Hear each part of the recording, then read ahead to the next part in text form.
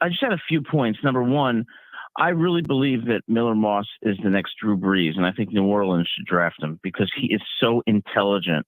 The throws he made under pressure against LSU were unbelievable, and it's just great to see that we have this kind of leader on our team. The second thing is, I was wondering from you guys, if you had to point out 2 or 3 weaknesses on the team that you think make us vulnerable, what would they be? And the last thing is, do you think our players have the maturity to handle success and not get complacent?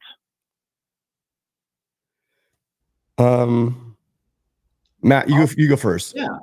Well, I mean, you didn't see complacency from the defense, right? Like pitching a shutout, fighting hard to the very last play against Utah State. It's really on the offense, right? Like this defense just, like, you can kind of just put it in a corner, put it to the side and say, they got this. Like, I total trust in the defense. It's all on the offensive side because you can look at things, Miller Moss telegraphing a few passes, forcing a few throws. You look at the receivers not making catches, and the offensive line, did fine against Utah State, but can it run block against Michigan? Couldn't run block against LSU. Can it run block against Michigan? And so you can envision a scenario. I'm not predicting it's going to happen, but let's say offensive line gets bullied by Michigan's defensive front, caves in the pocket, Miller Moss gets panicky, he throws an out route, pick six. Like, that could happen. Let's not write off that possibility. Again, not predicting it, but like, you can see it happening based on what has transpired these first 2 weeks with the USC offense. I'm just going to put it down here again. Very simply, Adam, if USC commits no turnovers and doesn't allow, 2 kicks for touchdowns the way Boise State did to gift Oregon that lucky win, if USC just avoids the BS, avoids giving away freebies on offense and special teams, and if Michigan does not have a drive start at or near midfield or in USC territory, like if Michigan has to drive at least 60 yards to attempt to score a touchdown on every possession, USC's winning the game. Like, USC has to give away freebies for Michigan to win, but that could happen. So I would give USC the edge in this game, but I can see a game where the various components of the offense, which have, not been great. Like, USC's offense has not played great. It's had a lot of very good moments, but it has not played a great game yet. And, Roy and Jeff Rodriguez, Roy Banuelos, they both said, and they're correct, Trojan Blade as well. Gabe said this as well in the chat. Of course, Lincoln Riley was keeping the playbook vanilla against Utah State. Like, you don't show Michigan like the tricks up your sleeve. You wait for this. And keep in mind, we're going to talk about this over the next 2 weeks.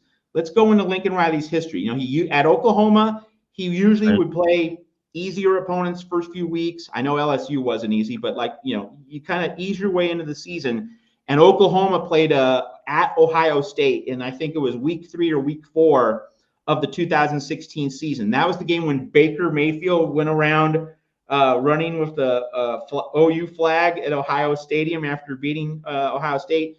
Lincoln Riley went into the grab bag. He went into the toy box for some specialty trick plays in that game. You can bet your bottom dollar that you're going to see that from the Lincoln Riley playbook against Michigan. He's definitely saving the good stuff for this game. But that point aside, you can see how USC not playing great on offense these first 2 weeks. You can see a scenario where, the receivers continue to not catch passes in the red zone. Miller Moss continues to telegraph a throw or two. Maybe gets a ball tipped. Maybe there's another running back, who laterals the ball for no good reason. And this time the opponent recovers it. You can see those things happening. Again, not predicting it, but there is so much to clean up on that side of the ball. And if USC can just don't give Michigan free points, that's it. That is the whole ball game. Don't give Michigan anything cheap. If Michigan has to earn points with a long drive the whole game, no exceptions, it's going to be hard for that Michigan offense to actually do anything. So I'm really going to have to nitpick here. There's a couple of things. One, I'm still seeing some just errors in the blocking game on offensive line, just small, not like we were seeing last year with the Olay, moves at tackle and guard. But I mean, just there's some things that need to be cleaned up. That's for sure. Matt, you stole my big one. Is ball security.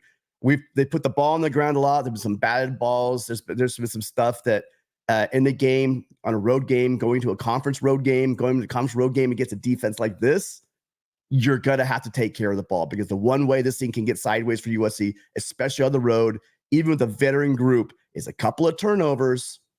You give them a short field, or worse, you give them a touchdown, a cheapy one. This defense can't help you. So the offense, they got to continue to play complementary football. There have been some moments where ball security has been an issue for this team. And then the other thing is, in a game like this, yes, they lost. Okay, they did. But I think a lot of possessions are going to matter on the road, and possessions when they're going to try to run the ball. I'm not saying they're going to be successful about it, but I think that maybe we're going to not have that many possessions in this game. I don't know. We're going to see. But you got to catch the ball. This time it wasn't about securing the ball. This time it was about just drops, looking upfield, thinking about what you're doing next without just secure, which is weird, because this group as a whole, we saw it last year, that they're very good at catching the ball. We just need to make sure that, especially on those high leverage plays, third down, fourth down, second and long, that they're making that catch, so they're not getting behind on the chains and having issues and having to play outside themselves. If this team plays their game, and I believe this, and Michigan plays its game, USC wins.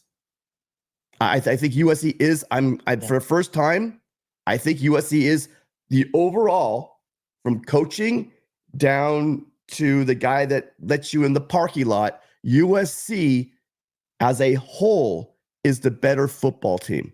And if it plays its game, it plays to its ability, and Michigan plays its game, plays to its ability, we are a complete team. Michigan is not a complete team.